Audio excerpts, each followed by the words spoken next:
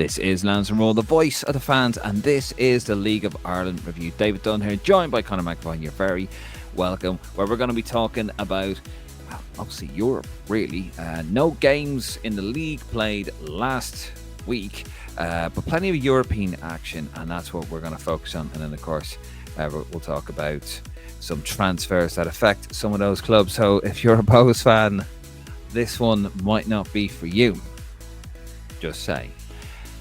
Conor, how are you doing? Good to see you again. I know you might have had a nice time on the stream, which, by the way, is the latest stream is available on YouTube, of course. And actually, before you answer that question, Conor, just a reminder to the Roar faithful, if you haven't already, please do subscribe to the YouTube channel, hit that like button, head over to our Facebook, Instagram, and our Twitter account. And head up to lansdowneroad.ie, lansdowneroad.ie. We've loads of stuff there on the League of Ireland. And if you're listening to an audio version of this, please leave a 5-star review. You can get an audio version wherever you get your podcast, or over at lansdowneroad.ie. Now, Conor, you may answer.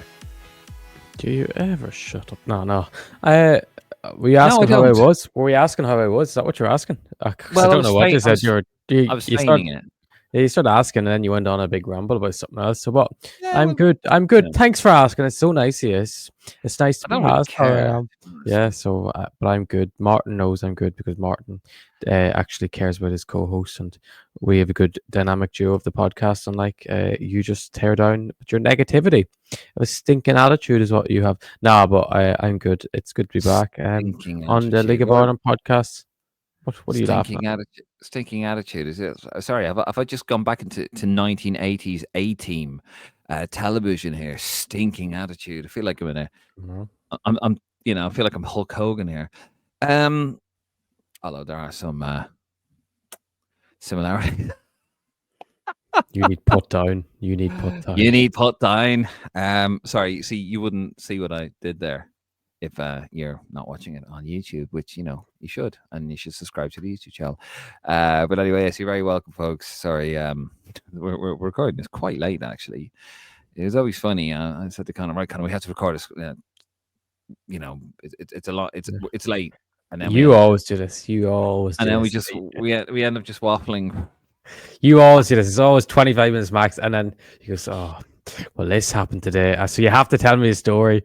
You can't even wait for it. Sometimes you wait to after to tell, but today you could just tell. You just wanted to tell. You were so eager to tell someone about your frustrations with the HSC over in Ireland. That is a whole other story. But I just live a fascinating life, Conor. I can't help it. Yeah, I'm not sure if it's not my fault. I want to brighten up your sad life in Monaghan. You're not wrong, in fairness. First time you've been right in a long time.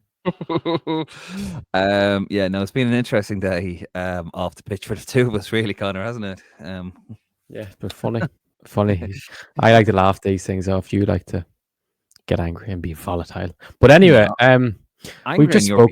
But anyway, we've just spoke absolutely dog for there for nothing. But what are we recording, Dave? League of Ireland. The greatest thing on earth. Ireland, the greatest league in the world, and we're going to be focusing on the European aspect of it. A really good week, by the way, for the League of Ireland. Now we're going to start with the league champions. Pick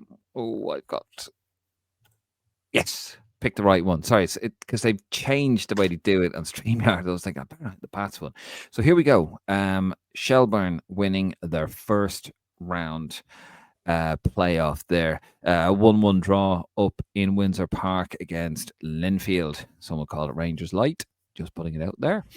But 1-1 draw up in Belfast, and really good performance, by the way, by the League of Ireland champions. Wasn't really much of a competition. Were you just going to say were you about to say the Republic of Ireland champions?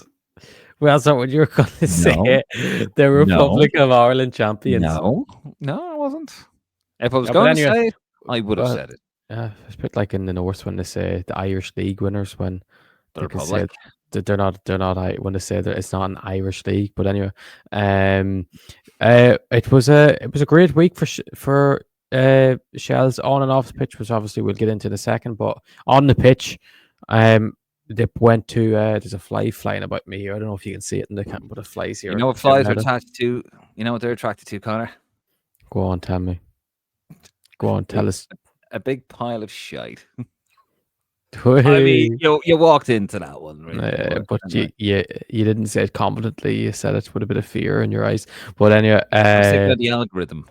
yeah. But anyway, yeah, it was a great performance because it feels like ages ago that they Yeah, beat Linfield, even it was I last know, week. right? They they were excellent. I thought. The way they were set up by Joey O'Brien was excellent.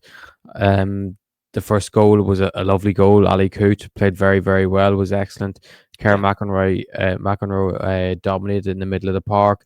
They had to obviously Conor Kearns went off early injured. I thought Lorcan Healy stepped in and done very well for keeper. Has to step up for his Champions League debut, just like that. And obviously Mark Coyle went off injured as well early. So that was two big injuries they lost.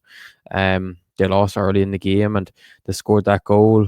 And then Linfield, in fairness, they got their penalty. Well, it was a penalty. They equalised. And then I thought the Shels scored the goal of the season in all, really. What a goal that was from the corner, a set lovely, piece wasn't it? routine. And it was such a pity it was disallowed because people saying, oh, yeah, it's so soft. Should we just like, but it was a foul at the end of the day. He pulled his jersey back and it does affect. If he didn't pull his jersey, he probably wouldn't have got that time.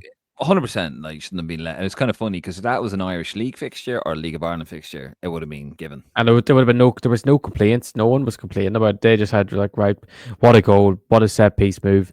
I think is once you use a set piece move once, you can't use it again. They cop on, and especially that's the beauty.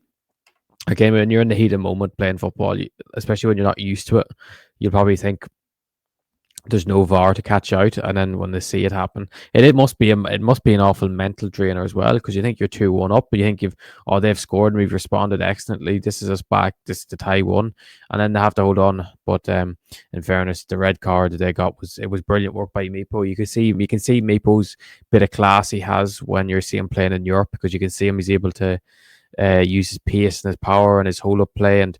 I think that's what it'll be a big benefit with them, especially coming into the tie this week, is his ability to stretch the lines in behind and hold the play up and get other lads involved. And then the red card was it was a lovely touch to get in behind, and that kind of Yeah, killed the tie, didn't it?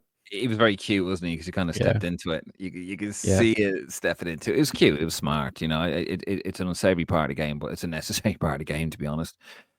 No, I thought Shelbourne, yeah, definitely worth it. Really good. It was lovely. God, it's mad looking at Windsor Park now. I'm sure some of the older viewers of this and the podcast in general can remember watching Windsor Park back in the day. That old, I think it's the old North Stand. I think James, who writes for the pod, actually, I need to get back to him. He sent me. He's over in Switzerland at the moment. I wonder. Uh, I wonder why he knows all about Windsor Park. I don't even he get very offended about that. I'm only messaging James.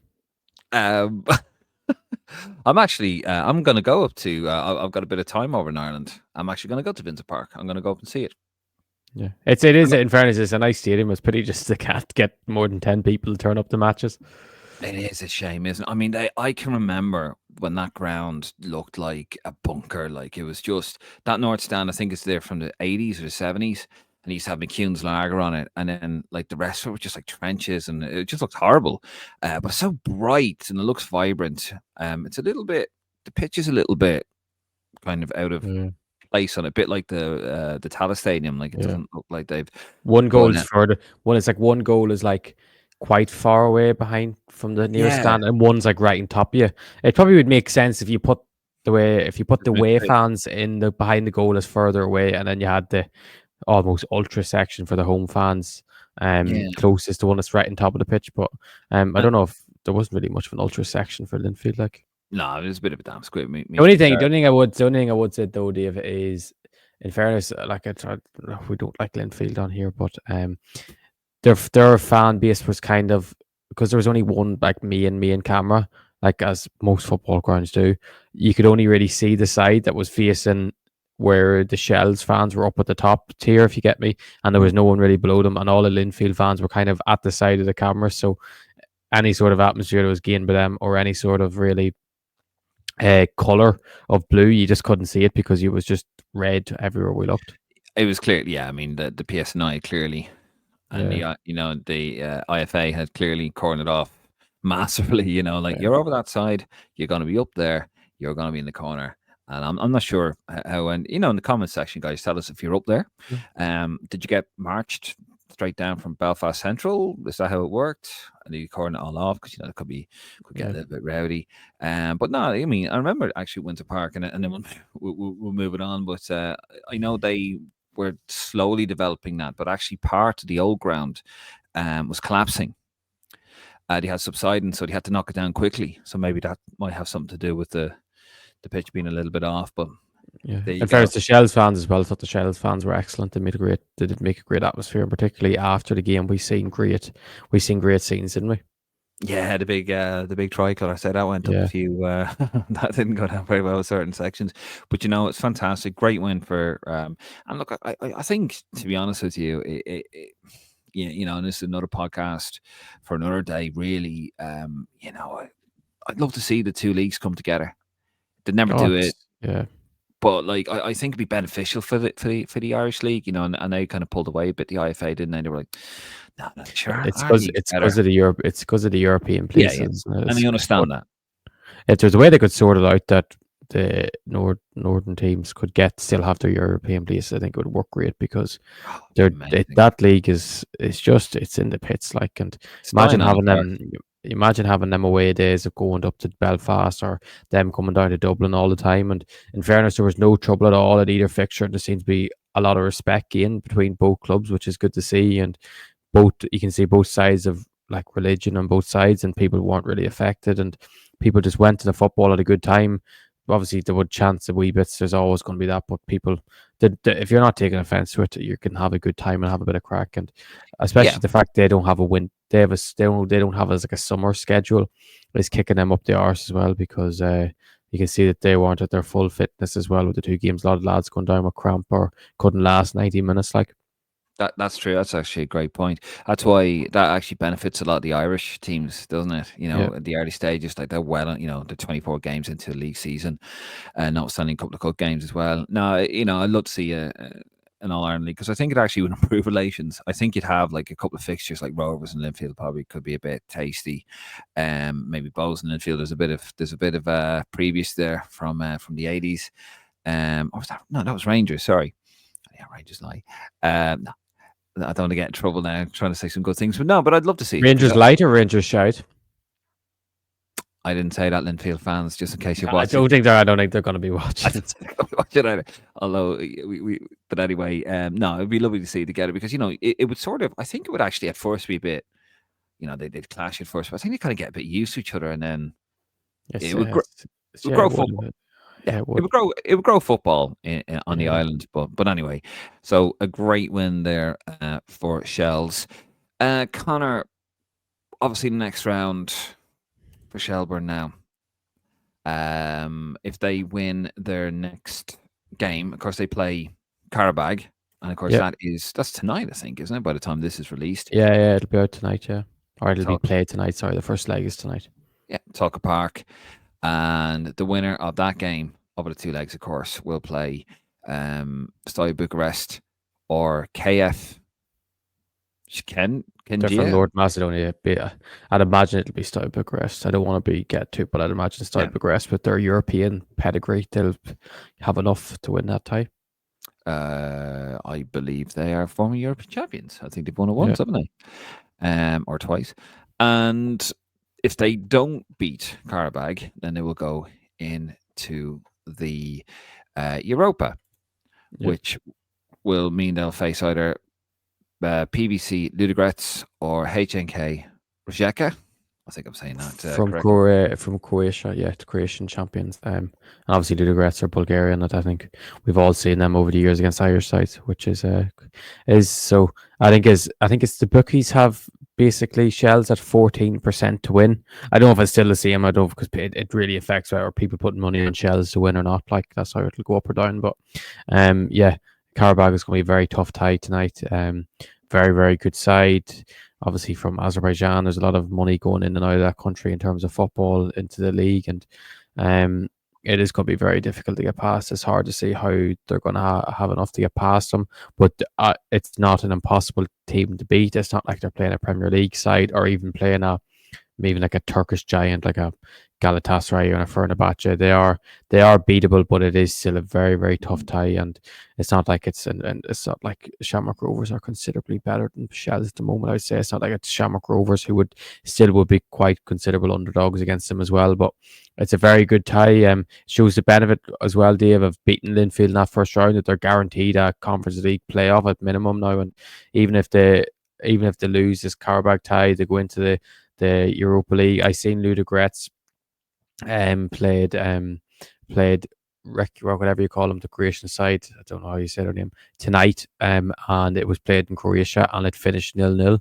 So you'd think advantage Ludogorets going into the second leg in Bulgaria. So it looks like it could be a trip to Croatia if they cannot get past Karabakh, which is a tough tie. But Shels have momentum on their side, and obviously they battered their opponent in the cup at the weekend, so that will help them even more.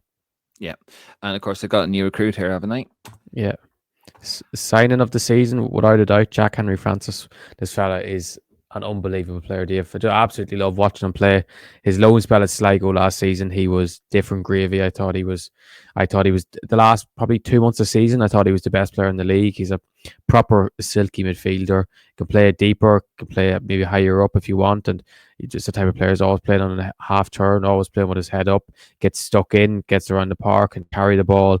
I thought he was a joy to watch, in all honesty. And you were seeing it last season. He went back to Arsenal from at the end of last season, was training with the first team a lot on the bench quite regularly. If you remember, he was on the bench at the Bernabeu and against PSG at Parc de France, and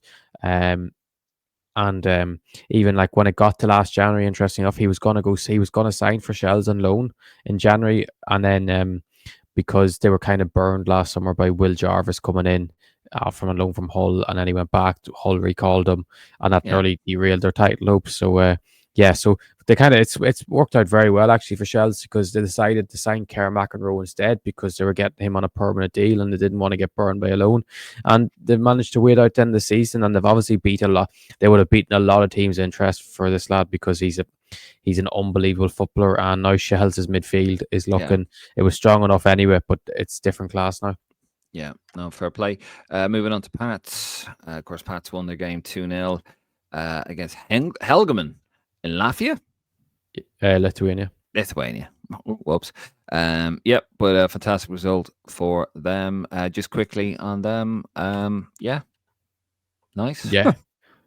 They were. I thought they were excellent last week. You can just see that the European football and Stephen Kenny just meshed perfectly. It was brilliant performance. Mason Mealy got a proper striker's poacher's goal after 2 minutes or something, and showing I thought he was unbelievable last week. He was really, really good, and then he got an excellent assist for Cian Levy, another young star at Pats who has been excellent. I think this season one of their bright sparks is, I would say, probably the best ball carrier in the league. The way low center of gravity was, and he's a lefty as well, so it makes everything look that little bit sweeter, doesn't it? And himself and Mason Mealy just link up so well, I thought, their day. And I know we'll talk about the draw they get if they get past their opponents this week, but I thought Pats were excellent, and they'll gain a lot of confidence going to the next round. And I thought Pats have a lot to be, I would say, probably positive towards heading next season, because we've seen it last year. It changed their season around, didn't it? Yep. And speaking of that, they play Nom Kaljul of Estonia, and of course, if they get past those, they play Besiktas or Shakhtar Donetsk. So it's going to take a lot to get past. It'll probably be. I imagine it'll probably be Shakhtar Donetsk. We expect them to beat the Estonian opposition. I think we can say that.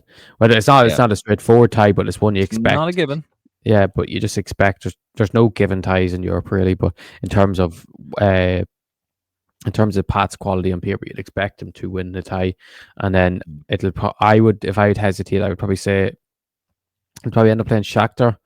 I think Besiktas are actually quite strong if you look at their squad on paper, compared to Shakhtar, who have kind of been, obviously what's happened in Ukraine over the last couple of years hasn't helped their football in a situation like they would have been. Obviously, we've seen over the years how many Brazilian stars have gone on to play for Shakhtar, and I'd imagine things have changed over the last couple of years. And I know Ole Gunnar Solskjaer is the manager of Besiktas now, and it could be it was kind of a thing for a lot of Irish Man United fans between the early 2020s, and you had Ole Gunnar Solskjaer managing the club team, and then Stephen Kenny managing our country. So it'd be interesting to tell you.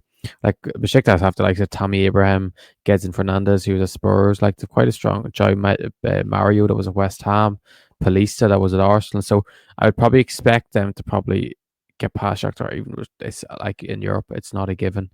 Yeah. But yeah, I'd probably expect then that's going to be very hard tie. I know people were speaking earlier, Dave, about could you play Shakhtar in the Aviva, which is a question, but I don't know.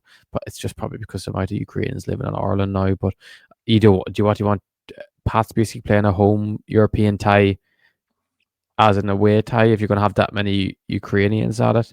But the thing is, though, the thing is they'll have to kind of play that tie in Tala anyway Probably. because of. I think Tala would be enough. To be fair, I think. Yeah, Tala I think they played the other ties last Yeah. year in Tala. But the problem is, it's going to be an issue, Dave, because Shels are definitely guaranteed past this next round. Rovers, we expect to get past this next round, and we expect Pats as well. But Shels and Pats don't meet UEFA requirements for the next round of Europe. So it's going to be three teams trying to play in Tala. So I don't know what way they're going to work. Obviously, Rovers take priority. If Shels don't win this next tie, they'll be playing on Thursday nights as well. So unless they can make some sort of agreement that they can play on Wednesdays or Tuesdays, or they have to rent out the Aviva, because I can't think of where else they're going to play games in Ireland. Jesus, Go back up to Windsor Park. Yeah, I don't think that'll go down too well, would it?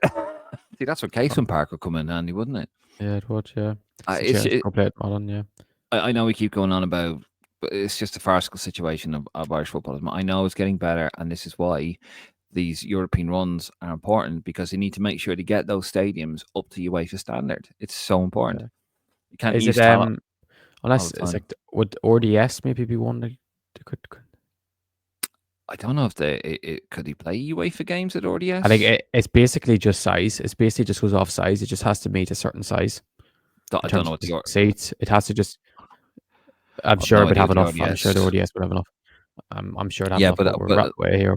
Yeah, but that's temporary seating. Yeah, has to be permanent seating if it's UEFA, doesn't it? But anyway, it says 18. It says 18,500 to 16,500, which are seated because of the rugby. Okay. Well, so yeah, there's plenty of room in ODS if they have to play it there. No, whatever. We're going over time. So anyway, best luck to Pat, of course, and Shamrock Rovers. They are at home to St. Joseph's of Gibraltar, and of course they play the winner of Balkany or Floriana in the Conference League, and that's of course the round 3. Just very quickly on Shamrock Rovers, I think we expect them to do the business. Yeah, we expect them to pass St. Joseph's. Obviously, Shels played them last year. But I think Rovers are away first this week, which is always a benefit. They're going to go over to Gibraltar, play on that horrible AstroTurf pitch that no one likes to play on, but they should have enough to get past. It was pity that Cliftonville didn't get past St. Joseph's last week, because it would have been good to have an all-Irish tie, and Cliftonville and Shamrock Rovers have a real connection. But yeah, there'd be two decent sides. Obviously, Rovers are a very good side. We expect Rovers to comfortably probably get through that. And then they got a very favourable draw in the next round. Obviously, a team from Kosovo or a team from Malta. So you expect them to be in at least the playoff round. And it's the beauty of having such a good run last season and being seeded last year, that they can head back into Europe this year and hope to qualify. And maybe we might have, in the modern era, 2 Irish teams qualified for a group stage of a European tournament. Just very quickly on that, if they win that game, do they go straight into the group stage? No. They go. No, they have to. There's 4 rounds. This is only round 2, so they have to beat St. Joseph's to get to round 3, and then it's the Kosovo or Malta, and then it goes to round 4. Sorry, I misread the graphic. It says round 3 in it, but yeah, got you. And of course, very quickly, we have touched on this before. Ozhianvuna, Victor Ozhianvuna there. He looks like he's going to Arsenal from Rovers.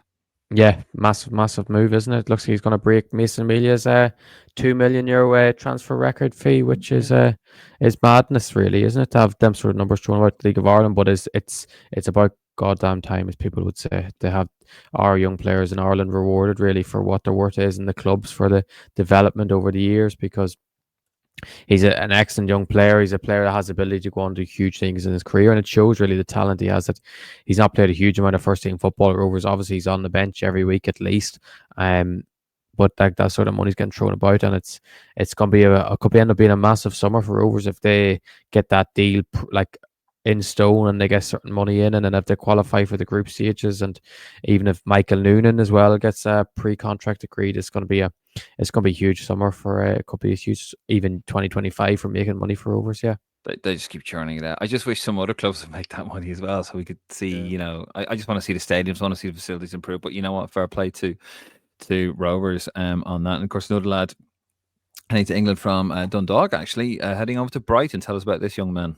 Yeah, Sean Keogh is on his way to Brighton. It was reported by James Rogers that in the next couple of days, Sean Keogh is about to head to sign for Brighton for a club record sale. I believe the total package, what I've heard, is about 350k they're going to get, which is, I know it's not huge money but it's a record for Dundalk, and with the financial state they're in, it is badly, badly needed. And I think he's, in terms of left backs in the country, he's as good as anyone, really. I think across both divisions. I know he's only playing in the first division this season, but I think he's an absolutely outstanding player.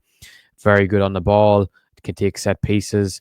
He likes to score from set pieces as well, and he's very good defensively. And I thought he was absolutely outstanding for the Ireland under-19s last year. And he kind of went from barely playing any first team football to going into the Ireland under-19s and showing he's as good as anyone, really. And I think he's obviously, Josh Holan is playing as like a wing back for Rovers, but I think if you exclude him, I would make a strong argument that he's the best left back in Ireland. I think he's an outstanding player, and it's a brilliant signing for Brighton. And I know people are making it like, oh, why would you go to play academy football when you're already in men's football? But I think playing under 21s football in England is a better standard than playing League of Ireland first division.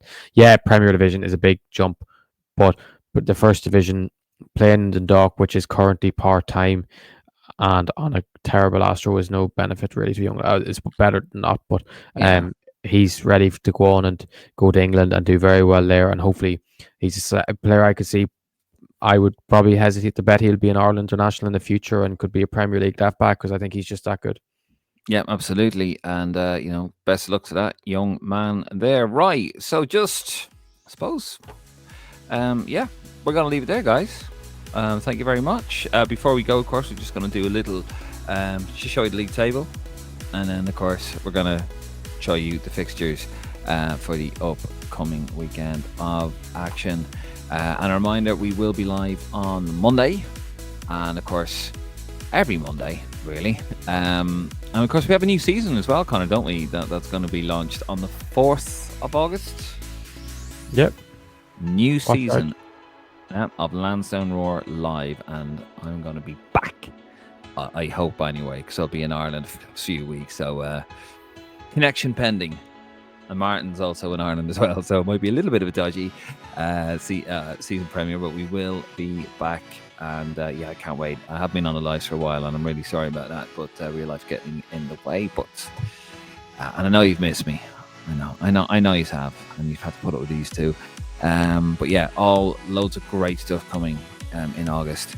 A lot of exciting stuff coming this year as well for the pod. So brilliant stuff there. Anyway, let's just have a quick look at the standings, just to remind you, of course, Shamrock Rovers still on top, 8 points clear, but a game played, an extra game played over Bows, who sit in second there on 41 points. Derry City in third on 24 games with 40 points. Drogheda United fourth. They've played 25 games. They have 38 points. Shelbourne in fifth, 25 games played, 35 points. Pats sixth, 25 games played on 32 points. Waterford 7th, 24 games played on 30 points. 8th, Galway United, 24 games with 29 points. 9th, Sligo Rovers, 24 games played on 23 points. And 10th, Cork City have played 24 games and they're adrift on 15 points. Not a good time for Cork in all sports at the moment. And of course, this weekend, 3 games on Friday, 25th of July. Cork City at home to Sligo Rovers. Well, can Cork claw back some points on Sligo, or Sligo just be out of sight. Find out Derry City will host Bows. I think Bows really need to win that one to have any chance of winning the league. And Galway United host Waterford. And that is your lot. Anyway, thank you very much, Conor. Thank you very much for watching at home as well. Please don't forget to subscribe to the YouTube channel. Head over to the Facebook, Instagram, and a Twitter account. Head over to lansdowneroad.ie for an audio version of this, and of course for opinion and loads of other good stuff there. We do have a new site on the way, by the way, and I'm really excited to see, because I don't even know what it looks like, what it's going to look like, but we do have one in the works.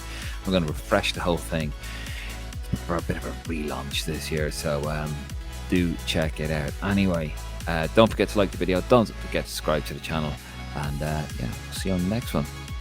I'm David Dunn, he is Conor McAvoy, we're Lance and Roar, we are out of here. Good night.